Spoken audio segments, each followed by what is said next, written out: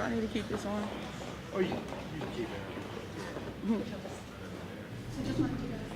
Have you met everybody? This is Dr. Roberts. Hi. Jennifer Gallagher, Director of Public Service. Derrick, who's the chair of our Recreation Parks Commission. Joe Lombardi, who's the Director of Public.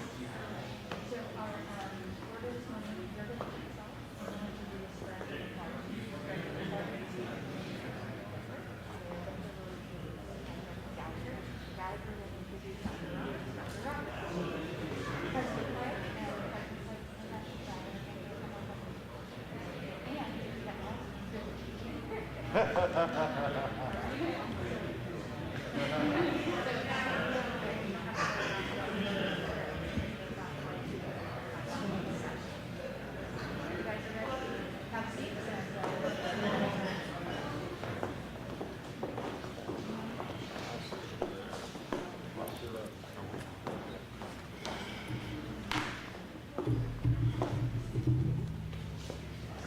Yep. You can either come and sit here, or if you want to stand or sit someplace else. So Okay. You don't need to.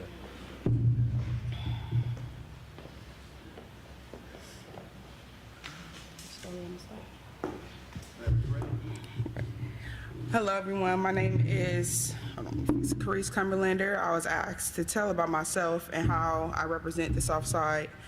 I've lived in Columbus, Ohio my entire life, and more specifically the South Side of Columbus.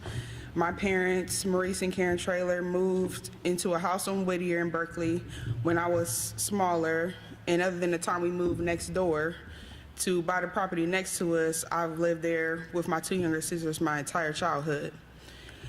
Going back to my childhood, I went to Cedarwood Elementary School, which was far from my house, and thinking back, I was close to the last bus stop, so it was far from home.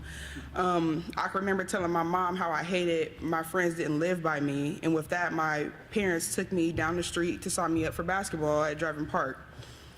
Of course, that led to various other sports and activities that they had to offer. I still think I have a picture of our T-ball team where my dad was the coach and I was the only girl on the team. Yeah, I had that kind of dad. So, he coached every sport. So I played sports like soccer at Indian Mound. I swam on a swim team at Marion Franklin and took swim lessons at Lincoln. But with all the sports I played, basketball was my favorite sport. We had a group of girls at Driving Park that came back every season, and we played together all the way up until about 6th grade. And one of my best friends, actually, that I met on that team was just at my wedding last year, so we kept in touch. Her and I and a couple of other girls went from there to Franklin Alternative Middle School, where we played and won the middle school basketball championship. I like talking about that. Even though us 3 7th graders were kind of spectators, but we enjoyed it, and I remember that. That stood out in my childhood. When I went to high school, I went to Columbus Alternative High School, better known as COS, which, as most people know, doesn't have sports. So I played varsity sports at South Urban Academy right down the street, 4-year varsity letterman, go Bulldogs. Playing sports at South really connected me to my community and the people who came from where I came from.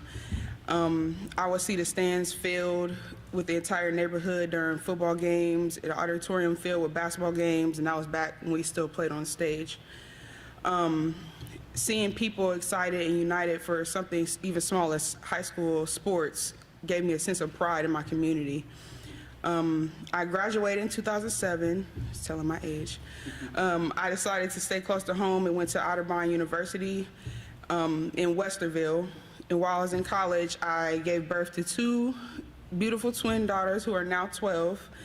And despite having 2 kids under 2, I graduated from Otterbein with a bachelor's degree in both psychology and sociology with 3 concentrations and a minor in Black Studies. I honestly believe the support of my family along with my drive were key factors in me becoming a first-generation college graduate. Where does drive come from? I believe that drive is something that we're not just born with, but it's a combination of the actions and skills learned in childhood. That is the reason I decided to go back to where my drive was nurtured at my neighborhood recreation center, Driving Park. I'm currently a licensed realtor with Red One Realty, and disclaimer, I appreciate all referrals. And as a realtor, I spend my time helping people buying their own piece of our community, and for sellers, I help them find that family that can help continue the life of their home. But no matter how much I work, I make it a point to take time for my girls, and I mean not just my girls at home, but my girls at Driving Park.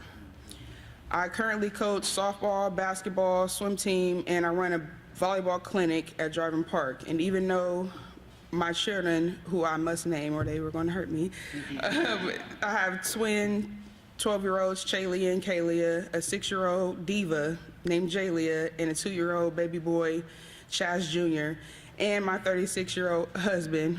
That was a joke, sorry. But even though they keep me busy, along with the obstacles of being a small business owner, I believe the work that we do is important. I do this because there are so many girls who have the potential to be great, and I want to make sure that I've done all that I can to catch them at that age where these lessons are learned easy. There are so many life lessons that can be learned from just showing up at practices and games 2 times a week, and so many from winning and even losing with the girls who have become your extended family. And many more that I could name. I just want to give these girls an opportunity to develop their drive that was instilled in me by my parents and the community when I grew up. This is a meeting about the South Side, my side of town, so I'm here to represent that because that's who I am and what I am. And thank you. So, next up we have Director Joe Lombardi.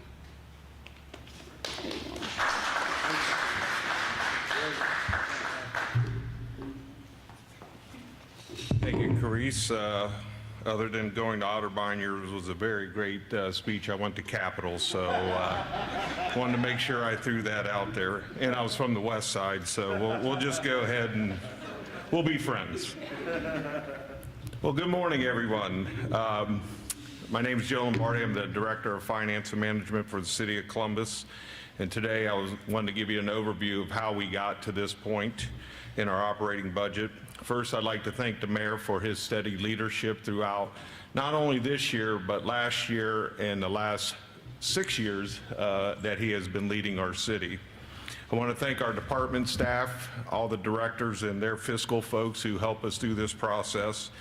And I would be remiss if I did not thank my staff, all the analysts who put in all the hard work every day to put this budget together, and the leadership of Josh Hopping, Adam Robbins, and Chris Long. If it wasn't for those folks, we wouldn't have a budget today because they do all the hard work for us.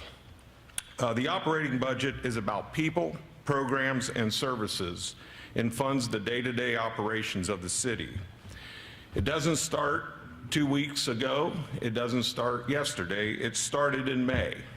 When the budget process begins, we send a target budget to our departments, and they are due back to us usually by August. In September, the departments meet with the finance and management team to review the budget proposals and make any adjustments. The summary of those discussions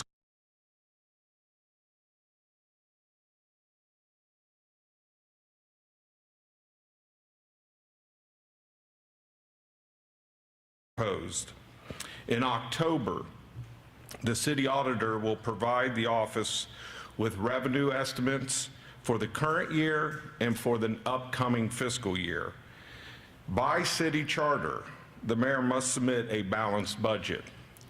Once the official estimate is given to us, there are additional budget adjustments that are made by the departments and by the mayor's office.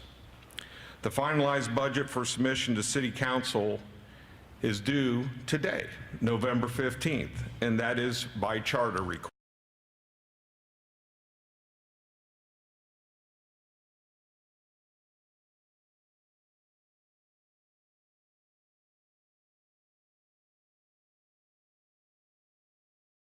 Typically then passed in February. Just some of the highlights that go into the budget. The income tax is 79% of our revenue. The mayor will talk about how remote work could affect the future income tax collections of the city of Columbus in his talking points today. The budget is a combination of revenue projections, carryover dollars, which include any additional dollars we may get in 2021 over the estimate of the city auditor, and the transfers. The total general fund budget for 2022 is $1 billion. The rainy day fund, which is estimated by the end of 2022, is $89.6 million. The goal was to be $90 million by 2024. We are ahead of schedule, and that we can all be proud of. My staff has flash drives containing the entire 2022 operating budget and will be available after this press conference. The entire budget can be reviewed online at www.columbus.gov/2022 budget. That's all one word. That concludes my brief remarks, and thank you again for being here today. It is now my pleasure to introduce our mayor, Mayor Andrew J. Ginther. Thank you.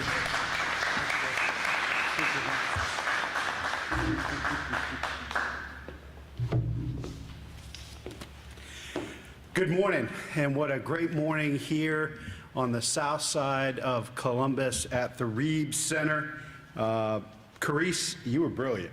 And I think, you know, when you think about your budgets, it's really about your values, your priorities, and you sharing your story and the great success you and your family are enjoying today because of your family, but also because of our community and lifting up our young people.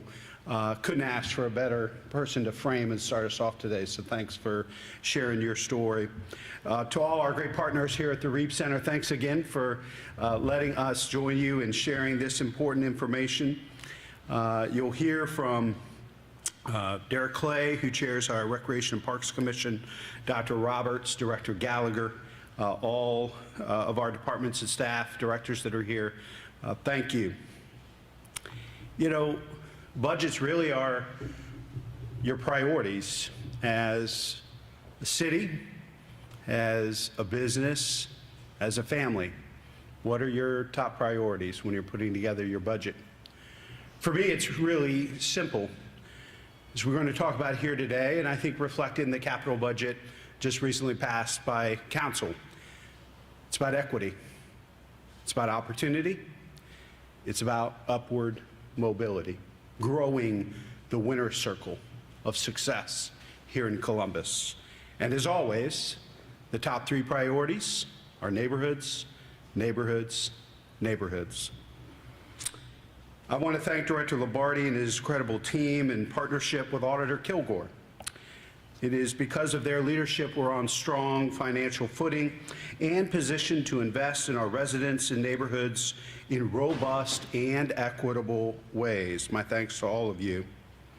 The 2022 operating budget is truly historic in both its scale and impact. It is the first time in our city's history that we presented an operating budget totaling more than $1 billion. Again, thanks to the diligence of our staff, we're able to make significant investments in our neighborhoods throughout our city, our people, despite great challenges, financially and otherwise, on a variety of fronts. Because of the erratic economic activity resulting from the pandemic, plus remote work legislation pending in the Ohio General Assembly, which would drastically diminish municipal income tax revenues, we do not have the benefit of a level or even a predictable playing field at this time. These and other factors have conspired to erase 2 years of economic growth, even some of the most robust that we've seen in our city's history. Great partnerships around economic development and job creation. We see this reflected in our city's revenue estimates, which are comparable to 2019 levels at a time when we're being called upon to do even more to help our neighbors who are suffering as a result of this global pandemic and the economic fallout associated with it. We must do better in the wake of unprecedented adversity in the light of tremendous population growth.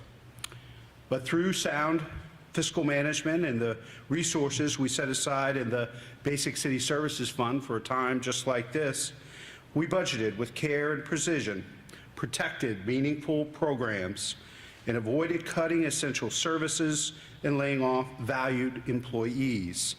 In fact, in the 2022 general fund budget, we're actually investing more than we ever have before. At the same time, and on a parallel track, we have leveraged the vast majority of this city's federal stimulus dollars, nearly $140 million, to support the immediate needs facing our neighbors: affordable housing, rental assistance, utility assistance, childcare, summer programming for our youth, and more. Take childcare, for example. Right around the corner, down the hall, there's some amazing work with young people taking place here at the Reeb Center. This budget helps to support that work through Early Start. And we announced just outside at the playground a few weeks ago, $3.9 million in funding for the American Rescue Plan for new initiatives that help parents return to the workforce and address crippling labor shortages in the industry, which is actually holding back our economic growth as a region, a direct correlation between child care, job creation, and economic growth. Though significant, these efforts are simply a start. And this operating budget is our vehicle to build upon our progress and tackle the vast but vital work that still lies ahead. How will we realize our goals and aspirations? We touched on childcare, so let's talk about pre-K. We know that high-quality early childhood education is vital for young people to be ready for kindergarten and to thrive in elementary school and beyond. Options for this education have been limited on the Hilltop, which is why the Hilltop Early Learning Center has been such a critical public-private partnership. We broke ground late last year, and the center is well on its way to opening its doors to the children and families of the Hilltop. My proposed operating budget includes more than $2 million for programming and operations, ensuring it is well equipped to support families and empower young minds. Equity, opportunity, upward mobility. We're also in full support of the Columbus Promise announced in partnership with President Hardin just last week that gives every graduating senior from Columbus City Schools the opportunity to attend Columbus State Community College tuition-free and with additional support for other expenses. This is a game changer. Not only does it help Columbus City School graduates earn more money, build wealth to pass on to their children into the future. Our incredible city departments use collaboration and innovation to help Columbus be the very best we can be. Last week, for example, we announced more than $660 million for the Department of Public Safety, including dollars for additional police and fire recruit classes, as well as funding to implement the updated comprehensive neighborhood safety strategy.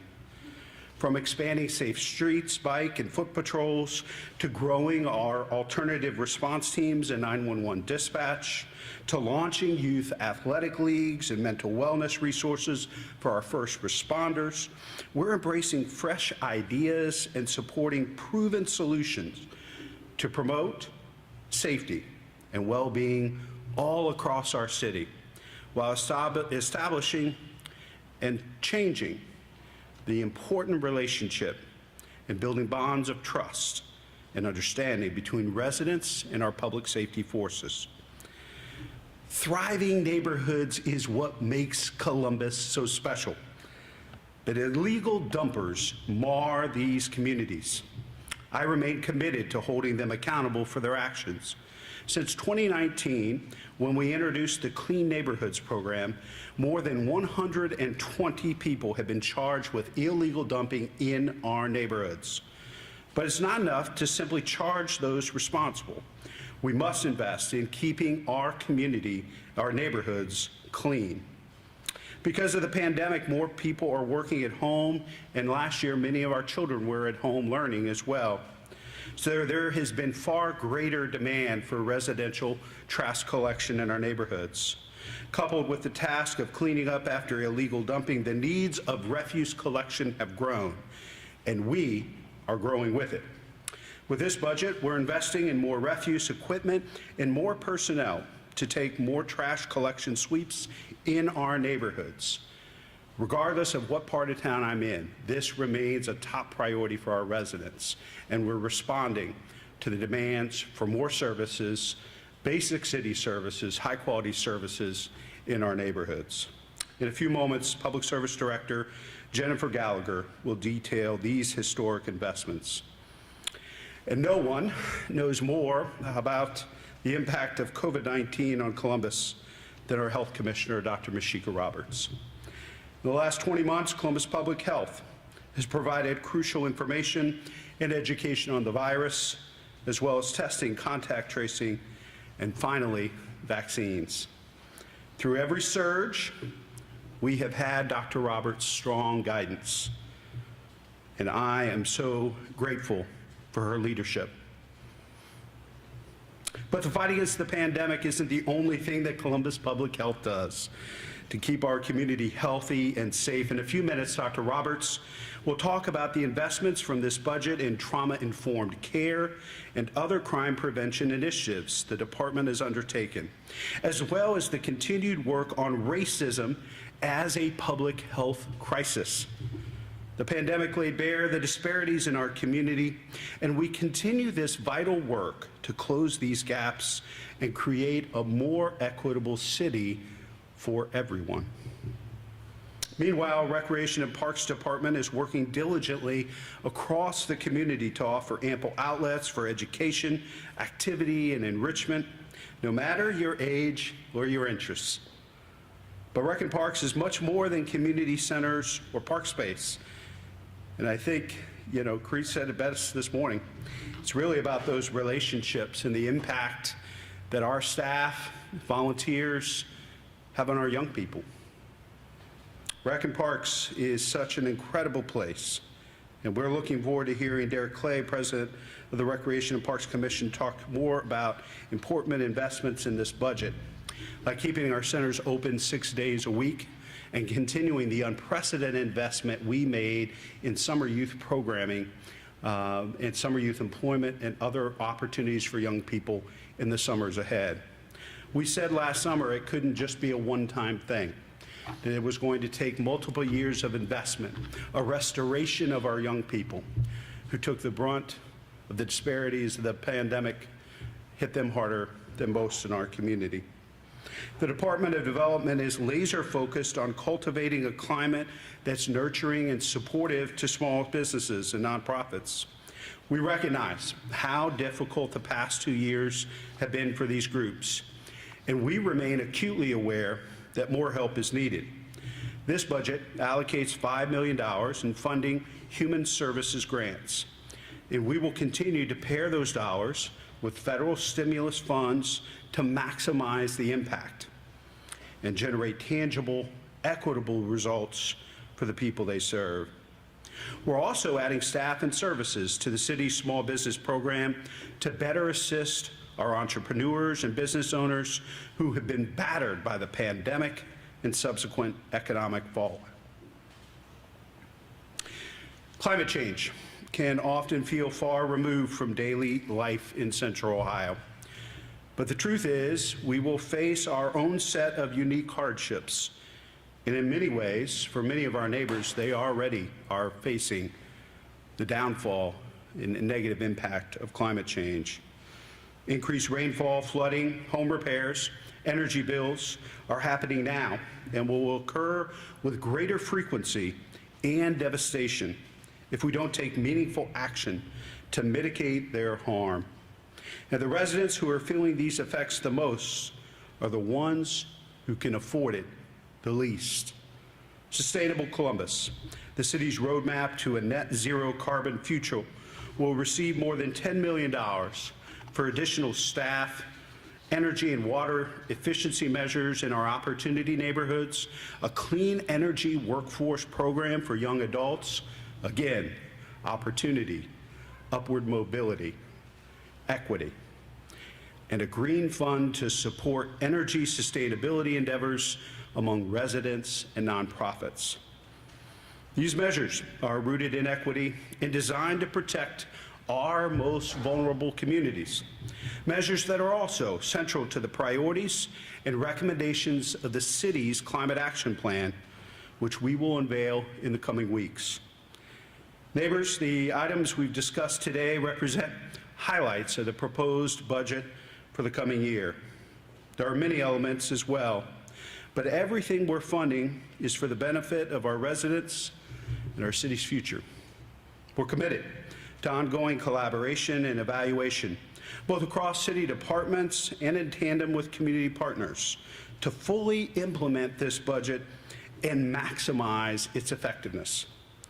And we're committed to doing everything we can to foster a sustainable and equitable future while still instilling a great sense of normalcy and stability for everyone who calls Columbus home.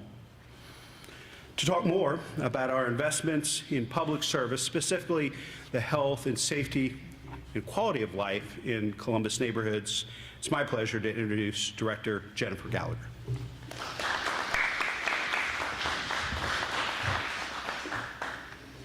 Good morning, Mayor Ginther. Good morning, everyone who has joined us this morning. Dependable trash collection, an aggressive fight against illegal dumping, clean neighborhoods. Our Division of Refuse Collection tackles these tasks every week, serving almost 1 million people throughout the city of Columbus. Mayor Ginther's proposed operating budget will invest an additional $16 million in the refuse collection fleet, allowing us to not only keep delivering these essential services, but to do much more. More refuse trucks will be dedicated to illegal dumping cleanup in support of the mayor's ongoing Clean Neighborhoods initiative.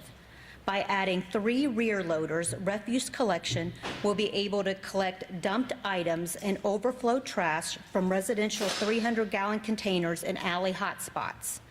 This extra attention in between regular weekly collection will prevent overflow from littering alleys and give residents adequate container space for proper trash disposal. It will complement our alley sweeps for illegal dumping crews to perform daily to collect dumped trash and debris. Our solid waste investigators continue to build cases to hold dumpers accountable. Since the mayor launched Clean Neighborhoods in July 2019, 120 illegal dumping criminal charges have been filed. The mayor's proposed operating budget will fund new and replacement automated side loaders. These workhorses of the refuse fleet travel all of our residential collection services every week, picking up trash at 344,000 households. The timing of this investment is right. Columbus is expected to grow to over 1 million residents by 2027 and keep growing. More households will need weekly trash pickup.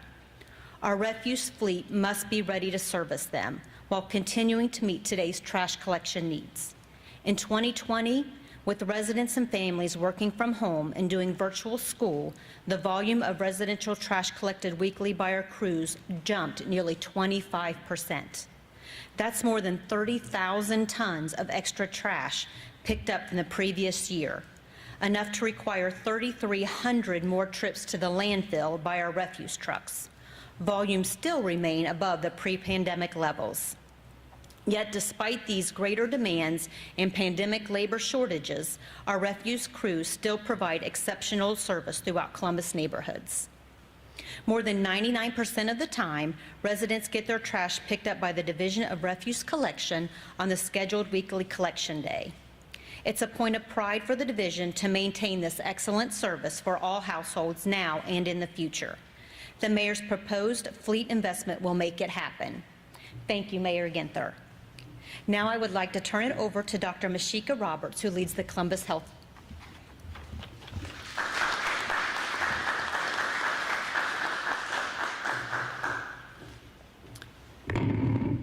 Good morning, everyone. Thank you so much, Director Gallagher, and Mayor Ginther, thank you for all of your support and leadership. As you all know, Columbus Public Health has played a lead role in protecting the health and safety of our residents during the COVID-19 pandemic. It's hard to believe that we're over 20 months into this pandemic and our response. Our all-hands-on-deck response has been costly, and it continues to have a tremendous impact on the work at Columbus Public Health. The mayor's budget is supportive and reflective of the impact COVID-19 will continue to have on Columbus Public Health as well as our greater community in 2022. We are very grateful not only for the support, but also the continued fight against COVID-19. But many of our strategic priorities, critical needs, and clinical health services are still needed by our residents to make them and continue to help them be healthy. And so we need to make sure we prioritize that as well.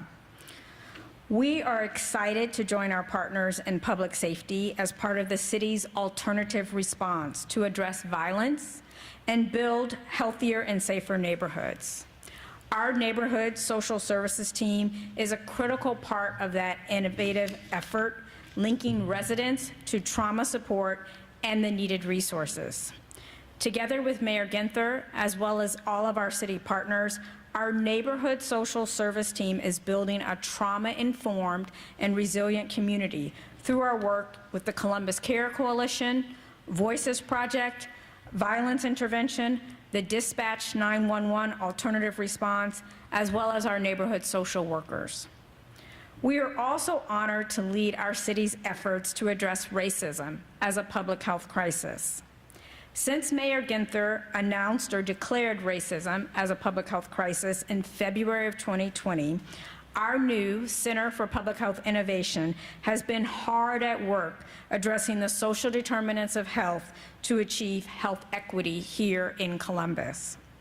Thanks to the mayor's support, our small but mighty team at the Center for Public Health Innovation has grown to a staff of 21 people working on behalf of all of us to confront and address racism wherever and whenever we see it.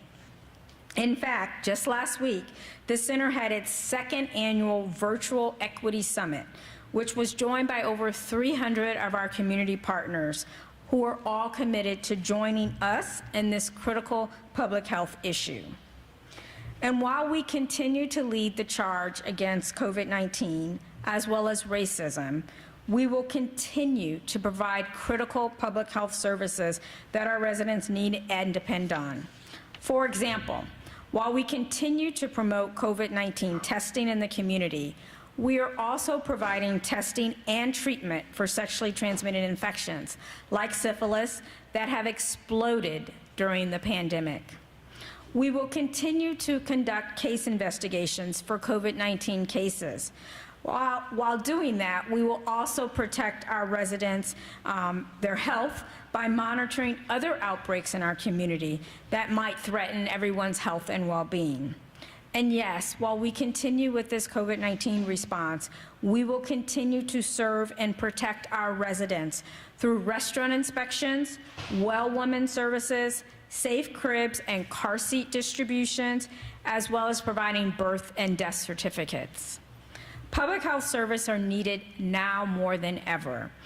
And we are grateful for this budget that will allow us to continue those services and achieve the highest calling that we have in public health, which is to protect the health, well-being, and safety of our community and residents we serve. The city's investment ensures quality public health care and protection are available to all residents during the COVID-19 pandemic and the days that lie beyond. Columbus Public Health will continue to operate with high efficiency and effectiveness to serve the health and safety needs of our entire community during these challenging times. It is now my pleasure to introduce Derrick Clay, who is the president of the Columbus Rec and Parks Commission. Thank you, everyone.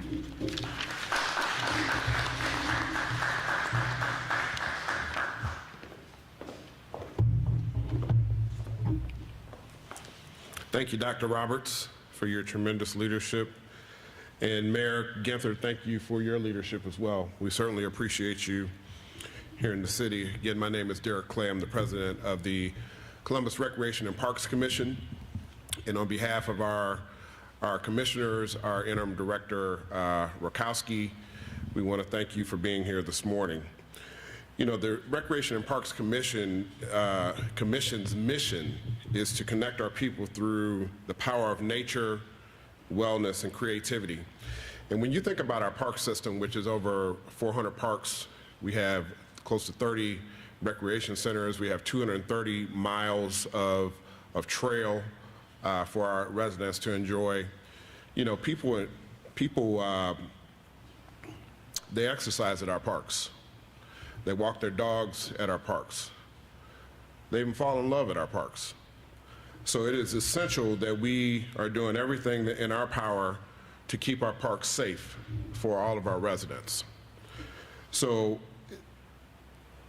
as a part of the investment that the city is going to be making on behalf of Recreation and Parks, $68,000 is going to be dedicated to upgrades to the Recreation and Parks security cameras. We want to make sure we're keeping our residents safe. Additional summer programming is going to be bumped up as well. There's going to be additional staffing to support event programs. We're going to dedicate $115,000 to that as well. And lastly, just some of the highlights of the Recreation and Parks budget. We're going to be keeping our recreation centers open a little longer. Right now they're open 5 days a week. We're going to increase that to 6 days a week. And the city is dedicated to making sure that we have our recreation centers open for our youth, for our seniors, and anyone that wants to enjoy our beautiful recreation centers around the city. And $303,000 is going to be dedicated to that. So as we move forward with this budget, we are staying true to our mission. The mayor is staying true to the Recreation and Parks mission, and we thank him for his leadership and his dedicated dollars to make sure that this becomes a reality. So thank you very much, and I'm going to turn it back over to our Mayor Ginther.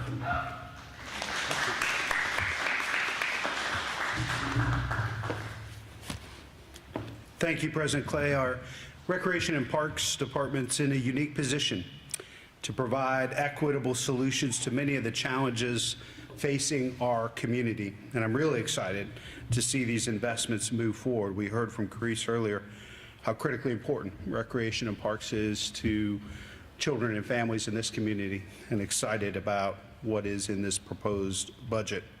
There is a lot of good news in this budget, and we're grateful to be in the strong financial position we are today because of our dedicated staff. But neighbors, we are not out of the woods yet. The pandemic lingers, ebbing and flowing in ways that influence the size and scale of our response, and by extension, the volume of resources needed to protect the health and safety of our community. We're also seeing the cost of goods rise as supply chain challenges affect timely, reliable access to materials in every industry across the country. And to complicate matters further, the state legislature is considering remote work policies that would redirect income tax revenues, particularly among Ohio's largest metropolitan areas. You heard Director Lombardi say earlier, 79% of our general fund budget comes from income tax revenue, the lifeblood for basic city services. Cities are the primary contributors of economic activity. Cities need long-term predictable revenue streams to provide essential services and to ensure an excellent quality of life for all of our residents. We want to be partners with the state. We are driving Ohio's economy in our metro areas around the state, and we need to work with them to figure out how we can continue to provide excellent basic city services as our cities continue to grow and thrive. We are cognizant of all of the developments and folding them into our plans, including this new operating budget. And we will remain vigilant as we work in neighborhoods across the city to improve lives, close disparity gaps, and open up opportunities for all of our residents. We'd be happy to answer any of your questions this morning. Mayor, will we see an income tax increase in terms of trying to cover the budget that is set for you? You know, that's not being contemplated at all at this time. We are investing $1 million into the rainy day fund to help us protect our AAA bond rating. We're one of the few big cities in the country that has AAA bond ratings from all three rating agencies. This Basic City Services Fund we created a few years ago for times like this. Nobody forecasted at that point or predicted a global pandemic and an economic fallout, remote work and those types of things. So, but we do have a longer term issue that we want to work with the state on addressing, and that is how can we ensure, as cities are creating and driving Ohio's economy, creating jobs and driving Ohio's economy, how do we make sure that we're continuing able to provide basic city services as we grow? Because there is no Ohio economy without Columbus's economy and cities across the state. Mr. Mayor, I have a question for you. I'm curious, with the upgrades to the cameras at the parks, $16,000 for that, are there details about which parks will get those cameras and how much of an upgrade it is, especially in light of what happened this past summer at Gallagher? Well, there have been pretty significant investments. I'll let the chair speak if he'd like to. And we also have interim director Rakowski here as well to speak to specific sites. There have been major investments we've made in cameras at our parks and centers for years now, probably over the last 10 years, Director Rakowski. But I don't know if this $68,000 is specifically targeted at particular centers. Director, you want to take that, or Chair Clay? Come on up, Paul, so they near you. This investment is really to ensure that the cameras that we have in place are operational 100% of the time, or as close to that as we possibly can. So it's really an increase in our maintenance contract, an increase in our ability to have parts on hand. As you know, heard the mayor talk about supply chain issues. So we've had issues getting, a lot of these cameras are driven by chips and those things that are hard to get right now. So this investment is going to take all of those cameras that we've added over the course of the last 5-10 years and make sure that those are operational and as much as we possibly can, and shoot for that 100%. We may never get there, but we're going to be as close to that as we can. Do you have a number of how many cameras are not currently working? I don't have that right now, but I'll bet you it's very few of them that are not working at this point. There wasn't really, when we had that issue at Bicentennial Park, it really was less than probably 40 cameras or 50 cameras at that point. I don't have the exact number. A lot of those are just simply rebooting a server and are not equipment that's down. It's a complex system that relies on a lot of obviously wiring and fiber to get those images, and a lot of them record even when the camera is not open, but I don't have that number exactly right now. But I'll bet you it's less than probably 10, 15 cameras or site cameras that are out right now. Sure. You want to make comments, Chair?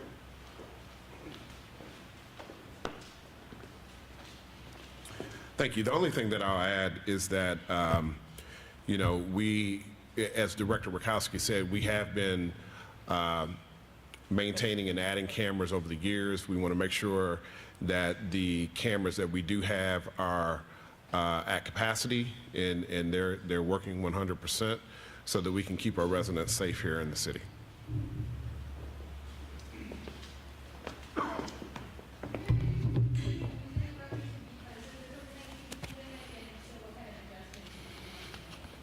Yeah, we haven't fully realized that yet, but through the Mayor's Alliance, we engaged a group that PFM that helped us take a look at the impact. And obviously the legislature allowed for retroactive refunds for 2021. We probably won't see the full impact of that probably until early next year. Is that right, Director Lombardi? But the issue is this: people pay income tax in this state of Ohio based not on where they live, but where they work. And so about half of the folks that work in the city live outside the city boundaries. So you could see how remote work could impact income tax revenue, which then would impact our general fund budgets in the future. So this is why the CARES Act dollars have been so important that helped us last year. That had to be spent specifically around our response to COVID, so health and safety and things directly connected to COVID. Also organizations that served our neighbors in need. And then the American Rescue Plan dollars have more flexibility, can be used for revenue replacement. But we really are hoping by coming up with a longer-term fix around income tax revenue in partnership with the state, that we could potentially use those ARPA resources to help make sure that our recovery is dynamic and inclusive. And that's why we've spent some of that money early on, which on childcare, on summer youth employment and programming last summer. And we're hoping to use some of that to really focus on major issues that still exist out there. The digital divide that is real and exists and has been put before us in very glaring ways, both for young people and adults. And so making sure that we're able to focus on that and some other things that can really open up upward mobility for more residents moving forward. Yes? For the rescue services, are those new trucks that are put there, are those already happening right now? And if not, how long will that take for us to kind of see a difference? Director Gallagher, you want to speak to that? So thank you for that question. Yes, so several of those trucks have been on order, and we hope to have those in January. And then for some of the other trucks, it will take 12 to 18 months to get those trucks in.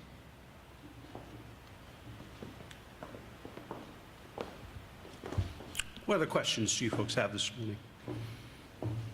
Yes? Focus solely on Dragon Parks, but with the addition for the summer programming, we're already seeing in the city a number of criminal incidents involving youth on a repeated basis.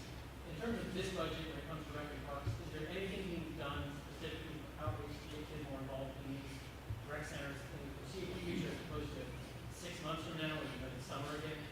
Yeah, there's ongoing programming taking place in our rec centers as we speak, after school and other programming that's taking place. It's why we believe so strongly in having those rec centers open 6 days a week as opposed to 5 days a week. And I would argue we're also funding a significant amount of nonprofit organizations, whether Boys and Girls Clubs and other partners, the YM, YW, to also do that type of work, and funding some innovative things for folks that are already involved with the criminal justice system and diversion programs and supporting young people. You know, obviously everything from the Care Coalition for the Entire Family to engagements and support with the Urban League and the APS intervention effort that is under Recreation Parks. Those are all things that are funded with this budget moving forward to help young people get on the right track or have them understand that if they don't take advantage of these resources, that, you know, public safety, law enforcement, and the criminal justice system will ultimately, you know, intervene.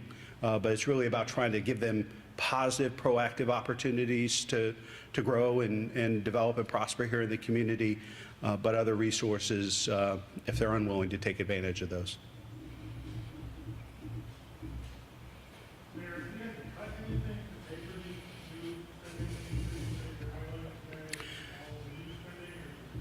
Yeah, a lot of what we're talking about is either growing existing services, investing, continuing on with some of the things that we were able to do last year. And so some of the savings we realized is through efficiency and taking a look at how we can deliver services better.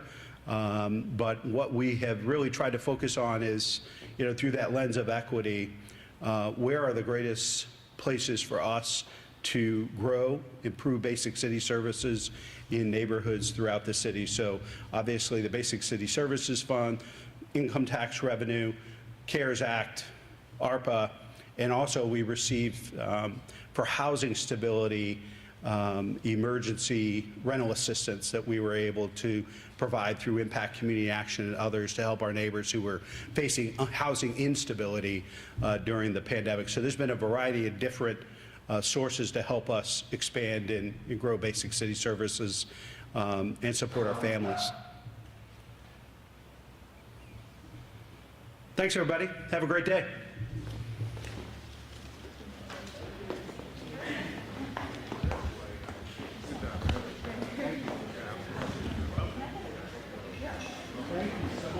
Okay. Sure.